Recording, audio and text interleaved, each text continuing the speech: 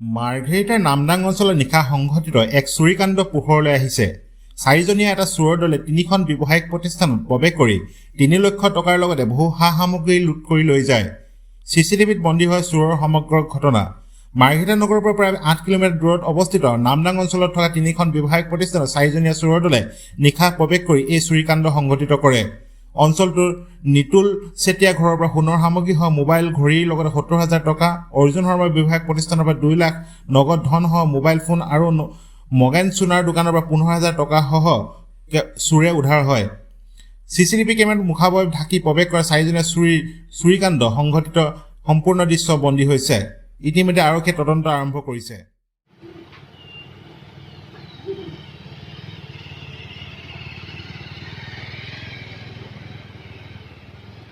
টৰ্চলাইটো আছে, টৰ্চলাইট মাৰি লৈ চাই আছে। দাও হেন না দাও ৰাখে গেছে।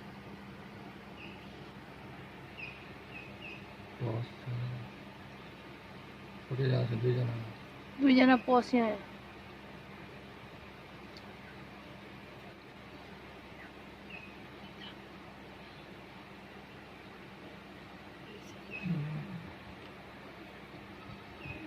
क्या चोरे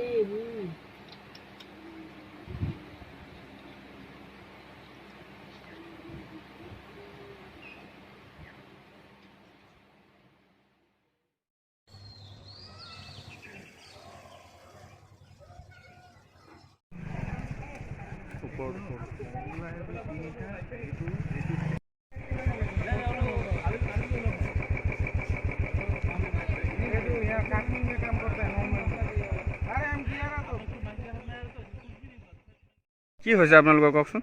একচুৱেলি কালি ৰাতি মই আপোনাৰ 11:20 11:30 মান বজাত শুইছোঁ। খোৱাৰ পিছতে কালি ৰাতিপুৱা 6:30-7টা মান বজাত উঠি কিনি চাইছোঁ যে মোৰ ঘৰত এনেকৈ মানে আপোনাৰ দুৱাৰ লক খুলি কিনি চুৰ কৰিলে। চুৰ কৰাৰ পিছতে যেতিয়া মই বাহিৰত আহি কিনি চাইছোঁ যে মোৰ গোটেই কেছ সেইবিলাকৰ পৰা পইচা লৈ গ'ল। কিমান চুৰি হ'ল আপোনালোকৰ? আপোনাৰ 3টা সোণৰ আঙুঠি, এটা ঘড়ী আৰু সোণৰ চেইন এটা আছিলে মোৰ। আৰু আপোনাৰ কালি যিহেতু মই বাহিৰলৈ যাবলগীয়া আছিলে, তাৰ ফ্লাইটৰ টিকেট আছিলে মোৰ, আৰু তাৰ লগতে আছিলে আপোনাৰ কেছ পইচা অলপ আছিলে। কিমান পইচা আছিলে? পইচা এপ্ৰক্স 50,000 চামথিং হ'ব। তাৰপৰা ভিডিঅ' ফুটেজ চাইছোঁ, চোৱাৰ পিছত দেখা পালোঁ যেন ৰাতি 12:20 মানত চুৰি কাৰ্য কৰিছে। তাকে লৈ মই মাৰ্ঘেৰিটাবাসী ৰাইজক এয়াই ক'বলৈ বিচাৰোঁ যাতে অলপ সজাগ হওক, জাগি হওক। মোৰতো আচৰিত, মই হোৱাৰ মোৰ বিচনাৰ ছাইডত মই মোবাইল চাৰ্জ দিছিলোঁ, সেই তাৰ মোৰ ওচৰত আহি মোবাইল চাৰ্জ কৰা মোবাইলটো লৈ গ'লগৈ। 2টা মোবাইল আছিলে, 2টা মোবাইলেই লৈ গ'ল। তেনেকুৱা ধৰক অলপ সজাগ হ'বলৈ হৈছে, নতুবা আৰু ডাঙৰ কিবা এটা অঘটন হ'ব পাৰে, সেয়াই ক'বলগীয়া। কি হৈছে আপোনালোকৰ ঘটনাটো?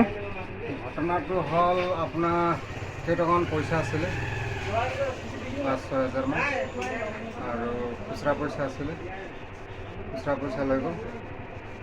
তাৰপৰা দোকানৰ কাপোৰ কানি আছিলে কেইটামান উঠালে। কিমান পইচা নিলে? পইচা 5,000মান লৈ গ'ল। আৰু দোকানৰ বস্তু কিবা? দোকানৰ বস্তু কাপোৰ কানি লৈছে, সেইটো ইমান চোৱা নাই। এই ঘটনাটো কিমানটা বজাৰ? ৰাতি 11:12 মাজত।